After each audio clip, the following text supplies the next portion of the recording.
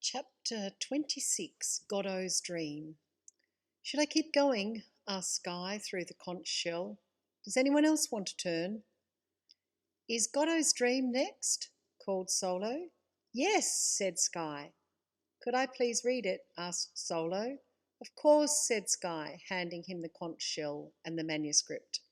Solo looked out at everyone. I haven't seen Godot for a while, he said. He'll probably turn up this afternoon, given that we're reading his dream out loud to everyone, but who knows? He arrives when and where he wishes. He's a very free person, one of the best people I've ever met. Everyone cheered. Okay, said Solo. If you're listening, Godot, please swing by. And if not, then this dream is dedicated to you, dear friend.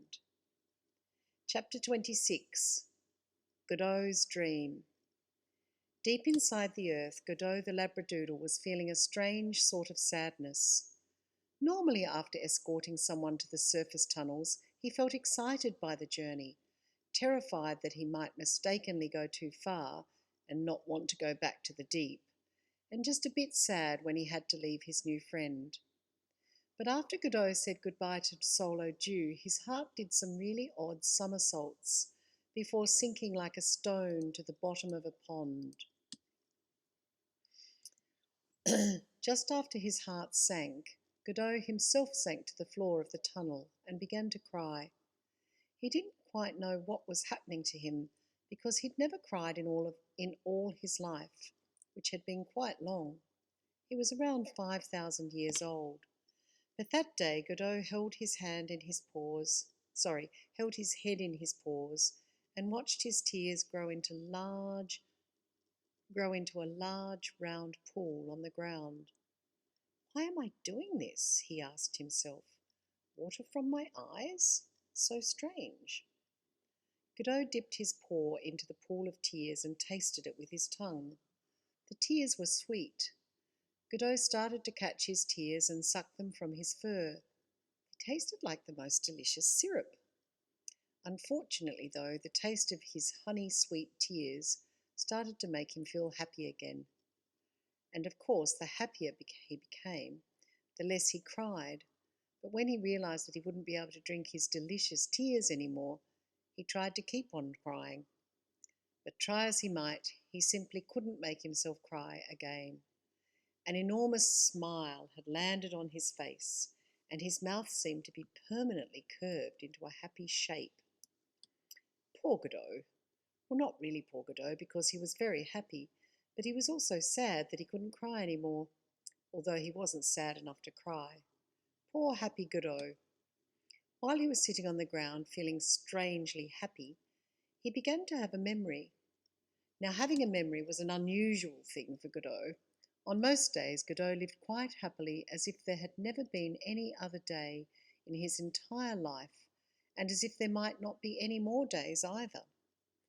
Godot just blossomed along through the tunnels, doing whatever was necessary, enjoying the e-mash, giving directions to strangers, making new friends, making tea for visitors, and sometimes entertaining the living creatures who would arrive from far away.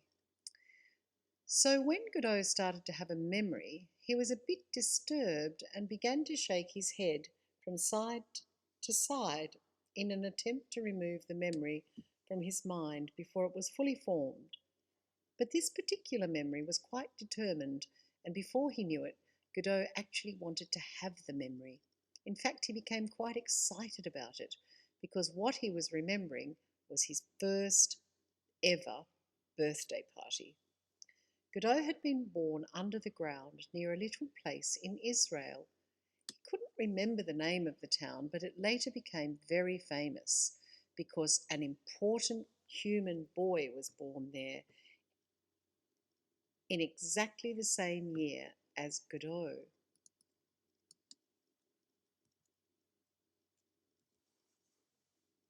In fact, the boy's birthday was on the same day as Godot's birthday. The boy must have been a strange one, thought Godot, because everyone said that he'd been born in an animal stable. Godot felt glad to know that there were some humans who actually thought so highly of animals that they'd let their baby be born where animals lived.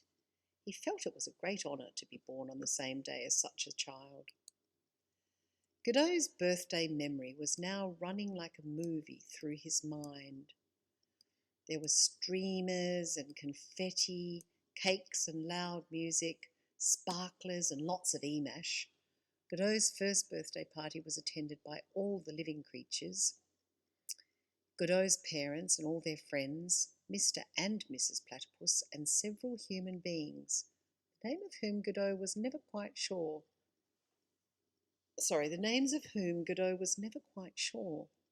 Everyone brought gifts, so many gifts, in fact, that Godot's parents decided to give half of them away. Godot smiled as he remembered sorting through his presents, reluctantly at first, but later with great enthusiasm. His parents had told him that he had so many that it would be kind of him to pass some of them on to others who had nothing. It was so much fun that the big birthday giveaway became a legend and then a tradition with all the creatures who lived under the ground. There was one gift, though, that Godot hadn't given away even after he'd grown up. He felt around his right paw. Yes, it was still there. A tiny bracelet made from traces of emash mixed with pure gold and silver to help it remain hard enough to keep its form. On it was written in a strange, fine script, "Happiest birthday always, with love from the living creatures." As a young dog, as a young pup, Godot had often wondered about his bracelet. He didn't understand why the emash in it didn't rise up to the sky and rain down on everyone.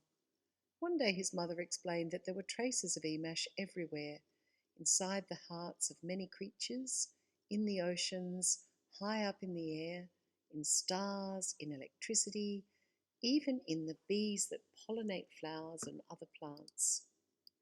Her list went on and on.